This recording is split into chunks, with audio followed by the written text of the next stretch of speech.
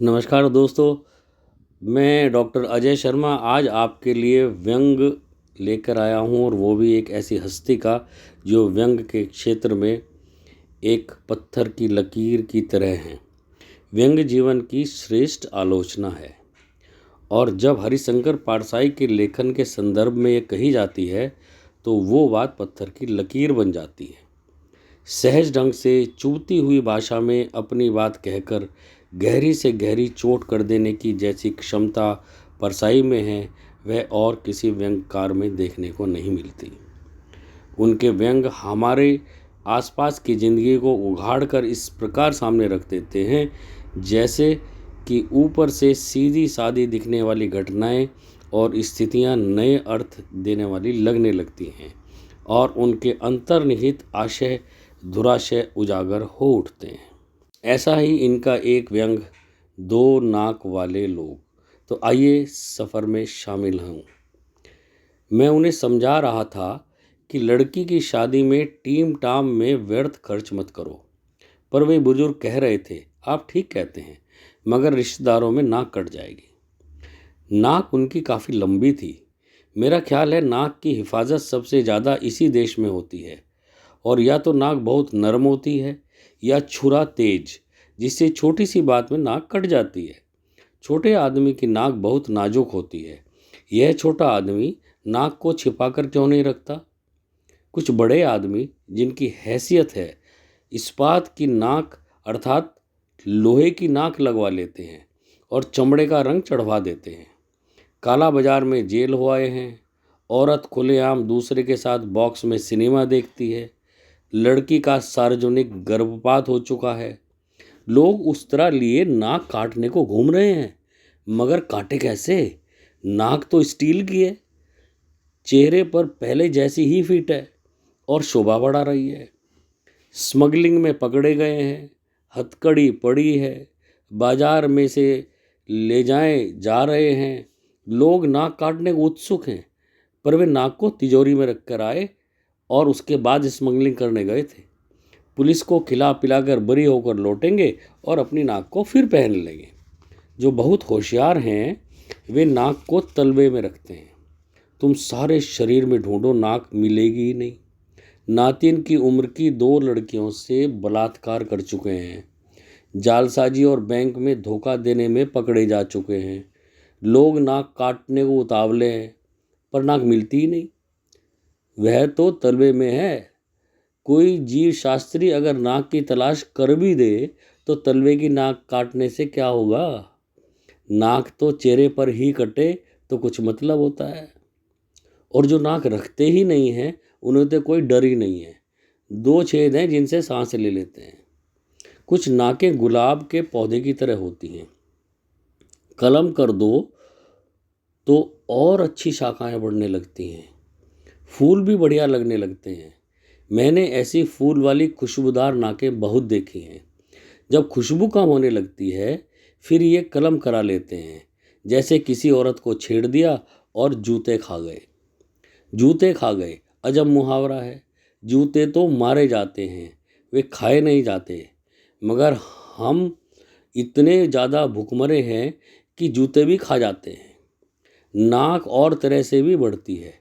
एक दिन एक सज्जन आए, बड़े दुखी थे। कहने लगे, हमारी तो नाक कट गई।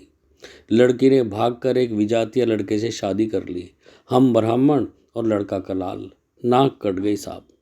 मैंने उन्हें समझाया कि भाई कटी नहीं है, कलम हुई है। 3-4 महीनों में और लंबी बढ़ जाएगी। 3-4 महीने बाद वे मिले तो बहुत खुश थे। नाक पहले से भी लंबी हो गई थी। मैंने कहा, नाक तो पहले से ज़्यादा लंबी मालूम होती है साहब। वे बोले, हाँ कुछ बढ़ गई है। काफ़ी लोग कहते हैं आपने बड़ा क्रांतिकारी काम किया है। कुछ बिरादरी वाले भी कहते हैं इसलिए नाक बढ़ गई। मैंने कुछ लोग देखे हैं जो कई साल अपने शहर की नाक रहे हैं। उनकी नाक अगर कट जाए तो सारे शहर की नाक कट जाती है। अगर उन्हें संसद का टिकट ना मिले तो सारा शहर नकटा हो जाता है। पर अभी मैं एक शहर गया तो लोगों से पूछा, फलां साहब के क्या हाल है? वे इस शहर की नाक हैं। तभी एक मस्करे ने कहा, हाँ साहब, वे अभी भी शहर की नाक हैं, मगर सिनकी हुई। यह विभत्स रस है। रस सिद्धांत प्रेमियों को अच्छा लगेगा, मगर बात मैं उन सज्जन की कर रहा था जो मेरे सामने बैठे थे और लड़की की शादी पुराने ठाठ से करना चाहते थे। पहले वे रईस थे, यानी मध्यम हैसियत के रईस, अब गरीब हैं। बिगड़ा रईस और बिगड़ा घोड़ा एक ही तरह के होते हैं, दोनों बौखला जाते हैं। किससे उधार लेकर खाएं, ठिकाना ही नहीं। उधर बिगड़ा घोड़ा किसे कुचल दे, ठिकाना ही नहीं। आदमी को बिगड़े रईस और बिगड़े घोड़े दोनों से दूर रहना चाहिए। मैं भरसक कोशिश करता हूँ। मैं तो मस्ती से डोलते आते सांड को देखकर भी सड़क के किनारे की इमारत के बरामदे में चढ़ जाता हूँ। अरे भाई, बड़े भाई साहब आ रहे हैं, इनका आदर करना चाहिए। तो जो भूतपूर्व संपन्न बुजुर्ग मेरे सामने बैठे थे वे प्रगतिशील थे। लड़की का अंतरजातीय विवाह कर रहे थे। वे खत्री और लड़का शुद्ध कान्याकुब्ज ब्राह्मण। वे खुशी से शादी कर रहे थे, पर उनमें विरोधाभास यह था कि शादी ठाठ से करना चाहते थे। बहुत लोग एक परंपरा से छुटकारा पा लेते हैं पर दूसरे से बंधे रहते हैं। रात को शराब की पार्टी से किसी ईसाई दोस्त के घर से आ रहे हैं, मगर रास्ते में हनुमान का मंदिर दिख जाए तो थोड़ा तिलक भी और सिंदूर भी लगा लेंगे। मेरा एक घोर नास्तिक मित्र था। हम घूमने निकलते तो रास्ते में राम मंदिर देखकर वे कह उठते, हरे राम। बाद में पछताते भी थे। तो मैं उन बुजुर्ग को समझा रहा था, आपके पास रुपए हैं नहीं, आप कर्ज लेकर शादी का ठाठ बनाएंगे, पर कर्ज चुकाएंगे कहाँ से, जब आपने इतना नया कदम उठाया है कि अंतरजातीय विवाह कर रहे हैं, तो विवाह भी नए ढंग से कीजिए ना। लड़का कान्याकुब्ज का है, बिरादरी में शादी करता तो कई हजार उसे मिलते। लड़के शादी के बाजार में मवेशी की तरह बिकते हैं। अच्छा मालवी बैल और हरियाणा की भैंस ऊंची कीमत पर बिकती है। लड़का इतना त्याग तो लड़की के प्रेम के लिए कर ही चुका है, फिर भी वह कहता है अदालत में जाकर शादी कर लेते हैं, बाद में एक पार्टी कर देंगे। आप आर्य समाजी हैं, घंटे भर में रास्ते में आर्य समाज मंदिर में वैदिक रीति से शादी कर डालिए, फिर 300-400 रुपये की एक पार्टी दे डालिए। लड़के को एक पैसा भी नहीं चाहिए। लड़की के कपड़े वगैरह मिलाकर शादी 1000 रुपये में हो जाएगी तुम्हारी। वे कहने लगे, बात तो आप ठीक कहते हैं, मगर रिश्तेदारों को तो बुलाना ही पड़ेगा। फिर जब वे आएंगे तो इज्जत के ख्याल से सजावट, खाना, भेंट वगैरह भी देनी होगी। मैंने कहा, आपका यहाँ कोई रिश्तेदार है नहीं? वे हैं कहाँ? उन्होंने जवाब दिया, वे पंजाब में हैं। पटियाला में ही 3 करीबी रिश्तेदार हैं, कुछ दिल्ली में हैं, आगरा में हैं। मैंने कहा, जब पटियाला वाले के पास आपका निमंत्रण पत्र पहुंचेगा तो पहले तो वह आपको 10 गालियां देगा। मई का यह मौसम, इतनी गर्मी, लोग तड़ातड़ लू से मर रहे हैं, ऐसे में इतना खर्च लगाकर जबलपुर जाओ, कोई बीमार हो जाए तो और मुसीबत। पटियाला या दिल्ली वाला आपका निमंत्रण पाकर खुश नहीं होगा, दुखी होगा। निमंत्रण पत्र न मिला तो वह बहुत खुश होगा और बाद में बात बनाएगा, कहेगा, आजकल जी डाक की इतनी गड़बड़ी हो गई है कि निमंत्रण पत्र ही नहीं मिला, वरना ऐसा हो सकता था कि भाई साहब हम ना आते। मैंने फिर कहा, मैं आपसे कहता हूँ कि दूर से रिश्तेदार का निमंत्रण पत्र मुझे मिलता है तो मैं घबरा उठता हूँ। सोचता हूँ जो ब्राह्मण 11 रुपये में शनि को उतार दे, 25 रुपये में सैगोत्र विवाह करा दे, मंगली लड़की का मंगल 15 रुपये में उठाकर शुक्र के दायरे में फेंक दे, वह लग्न सितंबर से लेकर मार्च तक सीमित क्यों नहीं कर देता? मई और जून की भयंकर गर्मी की लगने गोल क्यों नहीं कर देता? वह कर सकता है।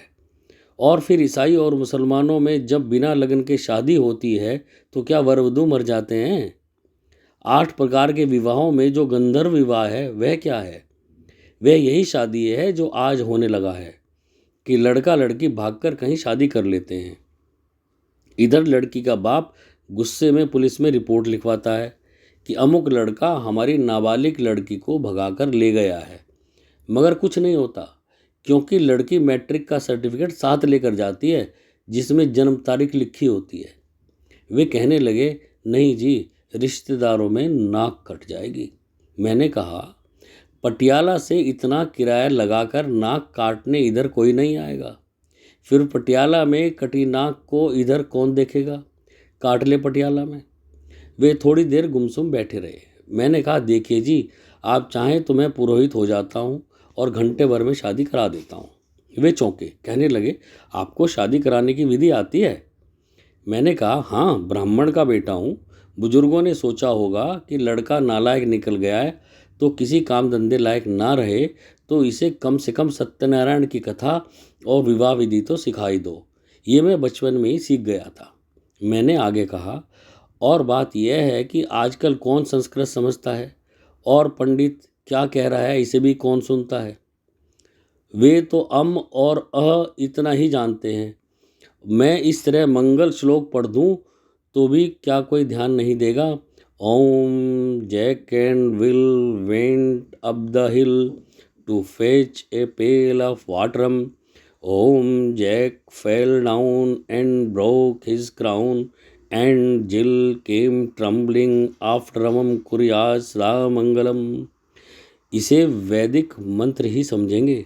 वे हंसने लगे। मैंने कहा, लड़का उत्तर प्रदेश का कान्यकुब्ज और आप पंजाब के खत्री। एक दूसरे के रिश्तेदारों को कोई नहीं जानता।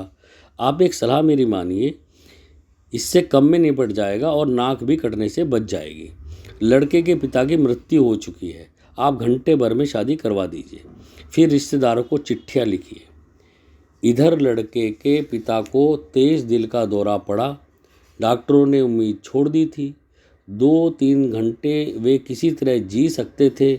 उन्होंने इच्छा प्रकट की कि मृत्यु से पहले लड़के की शादी हो जाए तो मेरी आत्मा को शांति मिल जाएगी। लिहाजा उनकी भावना को देखते हुए हमने फौरन शादी कर दी। लड़का लड़की वर वधू के रूप में उनके सामने आए, उनके चरणों पर सिर रखे। उन्होंने इतना ही कहा, सुखी रहो, और उनके प्राण पखेरु उड़ गए। अब माफ़ करेंगे कि इस मजबूरी के कारण हम हमको शादी में नहीं बुला सके। कौन जानता है आपके रिश्तेदारों में कि लड़के के पिता की मृत्यु कब हुई है। उन्होंने सोचा, फिर बोले, तरकीब तो ठीक है जी, पर इस तरह की धोखाधड़ी मुझे पसंद नहीं। खैर, मैं उन्हें काम का आदमी लगा नहीं। दूसरे दिन मुझे बाहर जाना पड़ा। 2-3 महीने बाद लौटा तो लोगों ने बताया कि उन्होंने सामान और नकद लेकर शादी कर डाली। 3-4 दिन बाद से ही साहूकार सवेरे से तगादा करने आने लगे। रोज़ उनकी नाक थोड़ी थोड़ी कटने लगी। मैंने पूछा, अब क्या हाल है? लोग बोले, अब साहूकार आते हैं तो यह देखकर निराश लौट जाते हैं कि काटने को नाक बची ही नहीं। मैंने मजाक में कहा, साहूकारों से कह दो कि इनकी दूसरी नाक पटियाला में पूरी रखी है, वहाँ जाकर काट लो।